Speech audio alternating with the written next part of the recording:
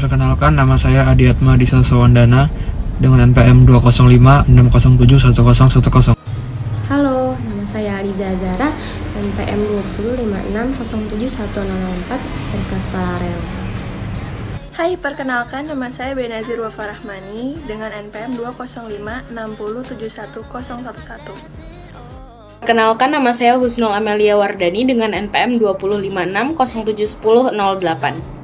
Halo, nama saya Farhisa Nabila dengan NPM 205607107 dari kelas paralel.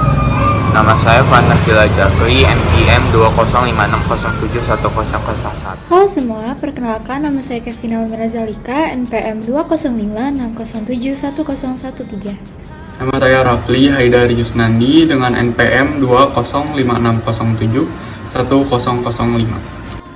Perkenalkan, nama saya Zafira Zahra dari kelas paralel dengan NPM 20560701015. Assalamualaikum warahmatullahi wabarakatuh. Perkenalkan, nama saya Zulaika Zini Matara, NPM 20560710022, kelas paralel. Geopolitical atau dalam bahasa Indonesia geopolitik merupakan ilmu yang mempelajari fenomena politik dari aspek geografinya, seperti kebijakan-kebijakan suatu negara atau bangsa sesuai dengan posisi geografisnya. Awalnya, istilah geopolitik dicetuskan oleh Frederick Ratzel yang juga merupakan salah satu penteori dari geopolitik. Geopolitik juga dapat diartikan sebagai ilmu bumi politik atau political geography. Namun, kemudian istilah geopolitik dikembangkan dan diperluas lagi oleh Rudolf Helen dan juga Karl Haushofer menjadi geographical politik. Pada teori geopolitikal, menurut Sir Walter Raleigh dan Alfred T. Mahan, pokok teori kedua ahli tersebut menganut konsep kawasan bahari, yaitu kekuatan maritim atau kekuatan di lautan. Pada teori Raleigh dan Mahan mengatakan bahwa jika ada yang dapat menguasai lautan, maka secara tidak langsung mereka akan menguasai perdagangan, yang berarti juga dapat menguasai kekayaan dunia, sehingga akhirnya akan menguasai dunia juga. Saya akan menjelaskan geopolitika struktur secara general. Geopolitika struktur terdiri dari pola dan fitur geopolitik. Pola mengacu pada bentuk, ukuran, dan karakteristik geografis fisik atau manusia dari unit geopolitik dan jaringan yang mengikat mereka bersama-sama. Sedangkan fitur adalah geografi politik, daerah, dan batas-batas yang berkontribusi terhadap keunikan unit dan mempengaruhi kekompakan serta langkah-langkah dari efektivitas struktural. Kemudian, struktur geopolitik dibedakan dalam 3 tingkatan, yaitu yang pertama, ranah geostrategis, yang kedua, wilayah geopolitik, dan ketiga, negara bangsa-bangsa yang meliputi daerah otonom, daerah istimewa, dan subdivisi teritorial. Selain itu, Cohen menyampaikan bahwa struktur geopolitik sangat penting untuk melihat dan sekaligus menentukan evolusi geopolitik dalam menjaga keseimbangan global. Di sini saya akan menjelaskan tentang geopolitical code secara general. Geopolitical codes adalah bagaimana suatu negara memposisikan dirinya dalam lingkungan global. Negara dan entitas geopolitik lainnya seperti wilayah dan tempat seperti aktor yang berinteraksi di panggung dunia, bahwasanya setiap aktor mencoba menentukan sendiri bagaimana mereka akan berinteraksi dengan seluruh dunia. Kami menyebut perhitungan bagaimana sebuah negara memposisikan dirinya di lingkungan global sebagai geopolitical codes atau kode geopolitik. Pemeriksaan ini mencakup 5 poin. Pertama, siapa sekutu kita sekarang dan siapa yang bisa menjadi sekutu kita. Kedua, siapa musuh kita sekarang dan siapa yang bisa menjadi musuh kita. Ketiga, bagaimana kita bisa mempertahankan sekutu kita saat ini dan membuat sekutu potensial lebih menyukai kita. Keempat, bagaimana kita bisa bertahan melawan musuh kita saat ini dan terhadap ancaman baru. Kelima, bagaimana kita menyajikan dan membenarkan 4 pertanyaan sebelumnya kepada publik kita sendiri dan komunitas global lainnya. Geopolitical agents adalah aktor yang berperan sebagai agen dalam permasalahan geopolitik. Geopolitical agents meliputi negara, kelompok nasional, perusahaan, partai politik, organisasi internasional, dan individu.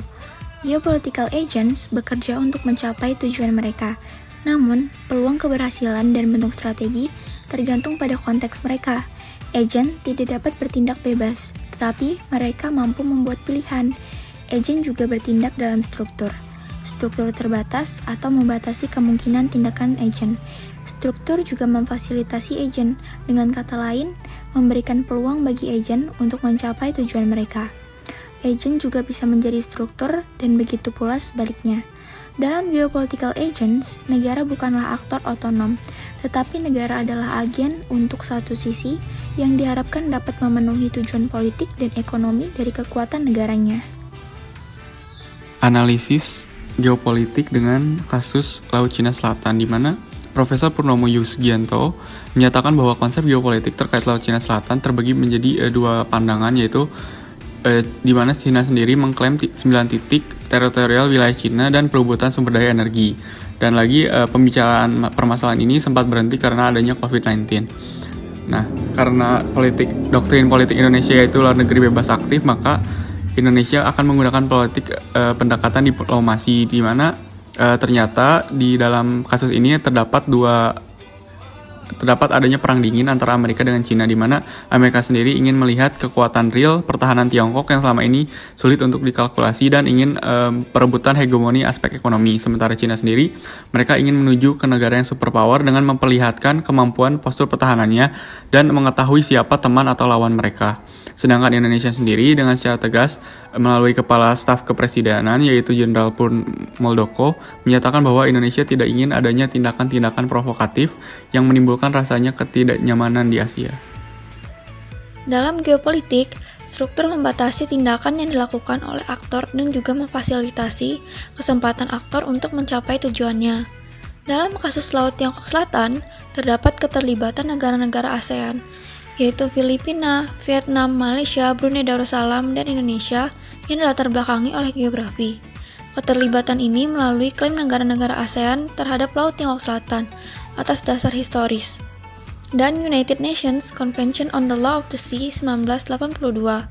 Tiongkok dan negara ASEAN lainnya telah melakukan upaya dalam kasus sengketa Laut Tiongkok Selatan, seperti adanya kesepakatan antara Filipina dan Tiongkok melalui penandatanganan kode tata berperilaku secara bilateral, mengadakan pertemuan koordinasi tahunan, yakni Managing Potential Conflicts in the South China Sea atau MPCS-CS oleh Indonesia sejak tahun 1990 sebagai wadah untuk berdialog dan peluang kerjasama di area Laut Tiongkok Selatan.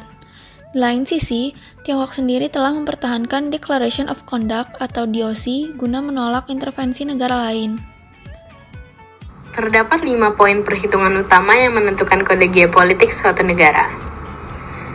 Dalam isu Laut Tiongkok Selatan, negara-negara ASEAN terbelah menghadapi Tiongkok dapat dilihat pada poin pertama, siapa aliansi kita atau Tiongkok saat ini dan yang potensial, yaitu Indonesia, Thailand, Malaysia, Kamboja, Myanmar, Laos, Brunei Darussalam, dan Singapura.